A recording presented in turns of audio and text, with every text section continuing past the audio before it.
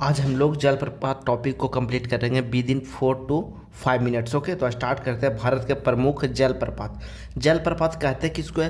तो पहाड़ी पठारी क्षेत्रों में ऊंचाई से नीचे गिरते हुए जल को जलप्रपात कहते हैं। ठीक है। विश्व के सबसे ऊंची जलप्रपात एंजिल है, जो वेनेजुएला में कोरोनी नदी पर स्थित है और 979 मीटर है। ऊंचाई इसका कितना है? 979 मीटर। भारत में सबसे ऊंची जलप्रपात कर्नाटक में है। कर्नाटक में कुचिकुल है। जलप्रपात का नाम क्या है? कुचिकुल है, जो ब्राह्मणी नदी पर है स्थित है। ठीक है ना। इसका ऊंचाई कितना है? तो 455 मीटर है। भारत में सबसे बड़ा जलप्रपात हुंड्रू है। कहाँ है? तो झारखंड में है हुंड्रू। ठीक ना। भारत के स्वर्ण रेखा नदी पर है। भारत का नियाग्रा चित्रकोट जलप्रपात को कहा जाता है। कंप्लीट एक वीडियो में हम लोग पूरा जलप्रपात को कवर करेंगे। अगर आप बिहार दरोगा, बिहार पुलिस मध्य निषेध की तैयारी कर रहे हैं तो इन सब टॉपिक को हल्के में ना लें, क्योंकि यहाँ से क्वेश्चन उठाया जाता है। एग्जामिनर यहाँ से क्वेश्चन उठाया जाता है। ठीक है ना, उठाता है। तो हम लोग आज जलप्रपात टॉपिक को कंप्लीट कर रहे हैं। तो भारत का नियाग्रा चित्रकोट जलप्रपात को कहा जाता है। नियाग्रा किसको कहा जाता है? तो चित्रकोट जलप्रपात को कहा जाता है। एक जलप्रपात है। क्या है? नियाग्रा को समझ लीजिए। नियाग्रा एक जलप्रपात है जो अमेरिका और कनाडा के सीमा पर सेंट लॉरेंस नदी पर स्थित है। समझे ना।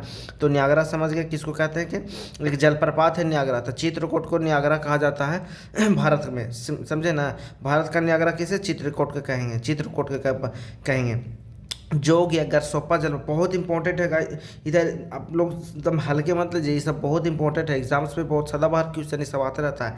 समझे ना। जोग या गरसोप्पा समझिए कि एक ही सेशन में हम लोग जलप्रपात कंप्लीट कर लेंगे। जोग या गरसोप्पा जलप्रपात का नया नाम महात्मा गांधी जलप्रपात है। ये सब बहुत बार क्वेश्चन आया है, रिपीट हुआ बहुत बार। अब महत्वपूर्ण जलप्रपात देख लेते हैं। इधर जलप्रपात का नाम लिखा हुआ दूध सागर कहाँ है? तो मांडवी नदी पर है। कौन सा राज्य में? तो गोवा में। पूछता है दुग्ध धारा, कपिल धारा, धुआंधार कौन सा नदी पर है? तो नर्मदा नदी पर, याद रखिएगा। और कौन सा राज्य में? तो मध्य प्रदेश में है। अगर आप चैनल पर नए हैं तो जरा चैनल को सब्सक्राइब करिए, वीडियो को लाइक करिए। ऐसे ही डेली नए नए टॉपिक पर अगर आपको वीडियो अच्छा लगता है तो आपको मिलेगा। आप चैनल को सब्सक्राइब कर लीजिए। ठीक है। जोग या गरसोप्पा शरावती नदी पर कर्नाटक में स्थित है। समझे ना कि जोग या गरसोप्पा 255 मीटर है और शरावती नदी पर है और कर्नाटक में स्थित है। चूलिया जलप्रपात चंबल नदी पर है और राजस्थान में स्थित है। समझे।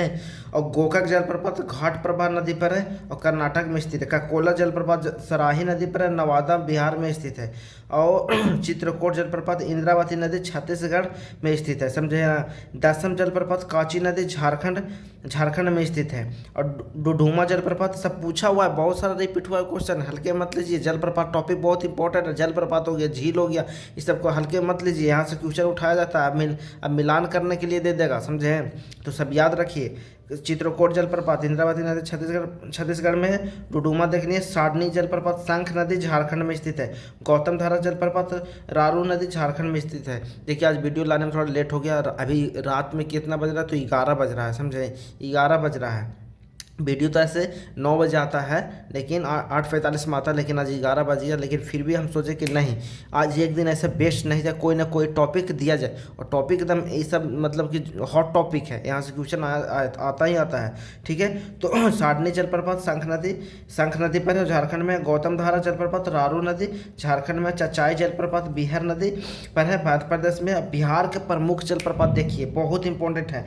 दुर्गावती कैमूर में है और दुर्गावती नदी पर है। धुआं कुंड रोहतास में है, काव नदी पर है। ओखरी कुंड कैमूर में है, गोपत नदी पर है। तेलहर कुंड कैमूर में है। जियार कुंड भोजपुर में है।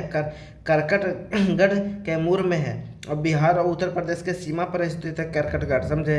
और तुतला भवानी रोहतास में है। तो अगर आप लोग को वीडियो अच्छा लग रहा है तो आप कमेंट में बताइए कि हाँ ठीक है, ऐसे ही डेली एक टॉपिक लाया जाए। एक टॉपिक ऐसे ही पर डे हम एक टॉपिक एक सेशन अपलोड करते हैं, वीडियो लाते हैं और एक टॉपिक को कंप्लीट कर देते हैं।